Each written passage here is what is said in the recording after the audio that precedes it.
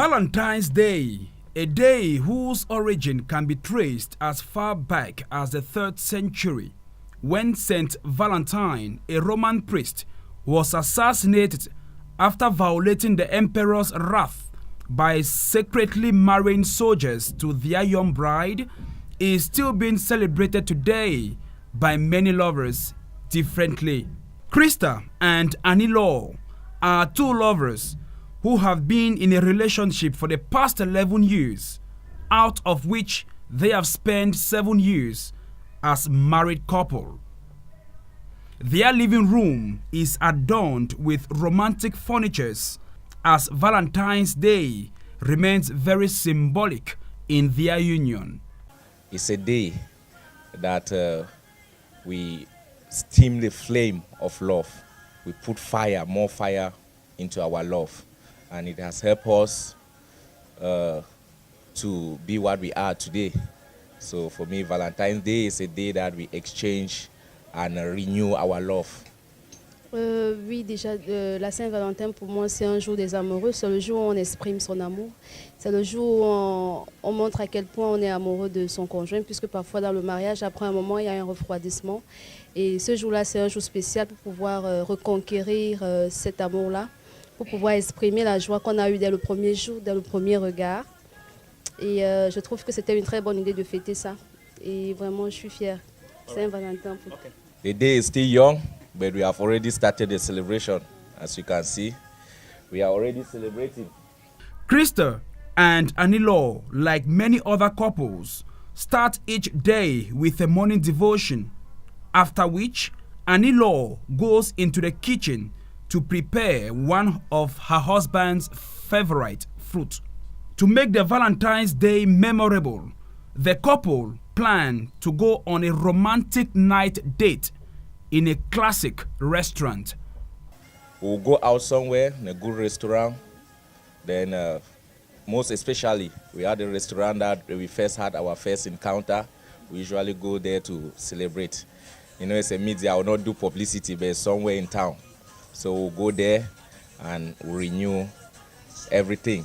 We'll feel at the first day we met. So that's how we always do. So in the evening, we'll go to town in the restaurant and have something nice dinner, sentimental, romantic dinner together. So that's how we celebrate it. Oh, son meilleur plat préféré qu'il aime bien, c'est le taro. C'est vrai que c'est pas facile à cuire, mais il faut que je me suis habituée à cuisiner ça. Krista, who hails from Menchum Division, Northwest Region, and Annie Law, who comes from Bangante, West Region of Cameroon, have both used love for the past 11 years to build a solid bridge of living together, despite the numerous challenges involved. Déjà, on connaît déjà nos faiblesses et on a pu conquérir cela, c'est-à-dire on a pu remonter tout. C'est vrai que ça n'a pas été facile, mais dès le départ, c'est vrai que c'était un peu difficile, mais avec le temps, on s'est d'abord pris comme des frères et sœurs, c'est-à-dire on se comprenait. Et ensuite, on a pu surmonter ça au travers de beaucoup de nos parents spirituels qui nous ont beaucoup soutenus jusqu'à présent. Et je crois qu'on va atteindre notre but.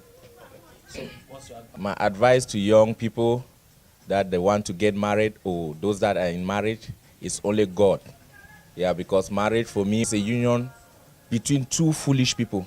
So I think if you think you are wise in marriage, then you will not get long in marriage. Marriage is about accepting the weaknesses of your partner and we keep going. I think that is most important. This true love story of Krista and Annie Law can be a perfect example for many lovers to emulate.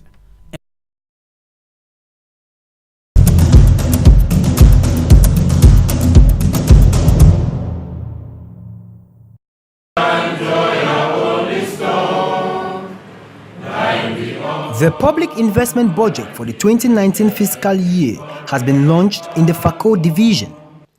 Chairing the meeting was a senior divisional officer for FACO, represented by the first assistant SGO, Mr. Otto de Richard.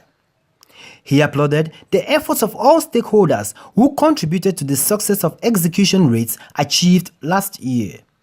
He went further to publicly announce the budget for the 2019 fiscal year, which stands at 1,863,984,000 francs CFA. Convened in the meeting were mayors, divisional officers, divisional delegates, service heads, as well as contractors, all from FACO division, who came en masse to hear for themselves firsthand how much budget was allocated for FACO division. With the several exposés that began with the divisional finance officer for FACO, Madame Akwete Wanda, many others mounted the rostrum to spell out detailed presentation of modalities on how the earmarked budget will run projects in the FACO division in 2019.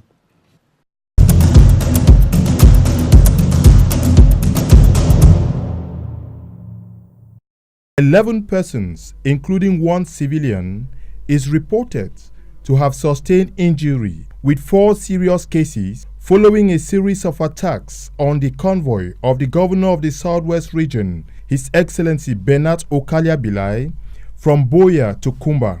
The governor was on a mission to assess the level of damage done on the Kumba District Hospital following an arson attack on it breaking Sunday, leaving very important parts of the structure completely destroyed.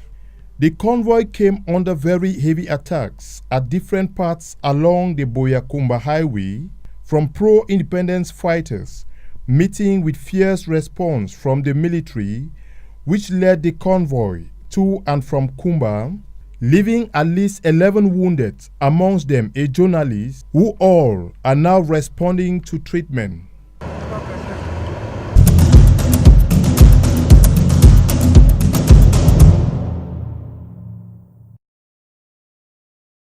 The President of the Republic of Cameroon, Paul Biya, has decided this year to celebrate his 86th birthday with his family in his hometown of Vomeka in the south region of Cameroon.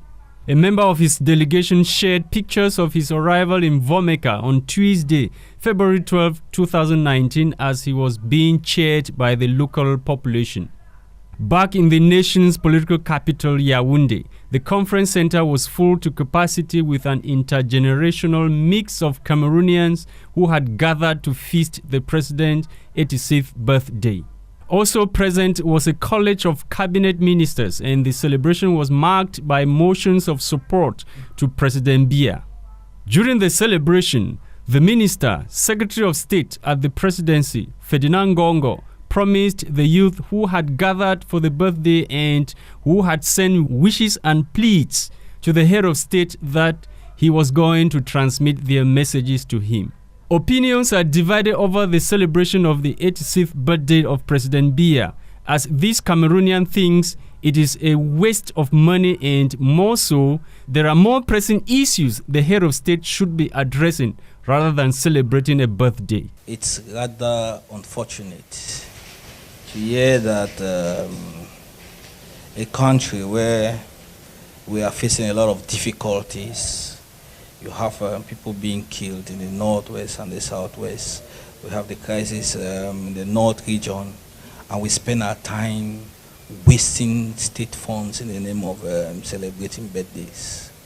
There are top priorities that are supposed to be treated as such. In my opinion, I don't think that is news.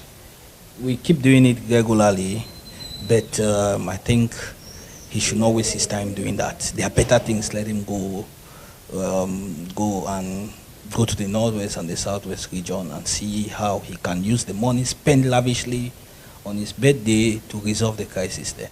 To some, the birthday was worth celebrating. Déjà pour Paul Biya, qui a célébré son anniversaire, je pense c'est 86 ans. Hein. Ok, à 86 ans, vraiment, c'est beaucoup. C'est beaucoup, c'est le moment aussi de célébrer, c'est la joie. Parce que ce n'est pas n'importe qui peut atteindre 86 ans, c'est une grâce. More than 65% of Cameroonian youths were not born before President Biya assumed office as head of state in 1982. He became Secretary General at the Presidency of the Republic of Cameroon when he was below 35 years and was appointed Prime Minister, head of government 7 years later. Today, Paul Biya is described by many as the oldest leader in sub-Saharan Africa. Paul Biya, who was elected for a new 7 years mandate last October, will be 92 when his current mandate ends in 2025.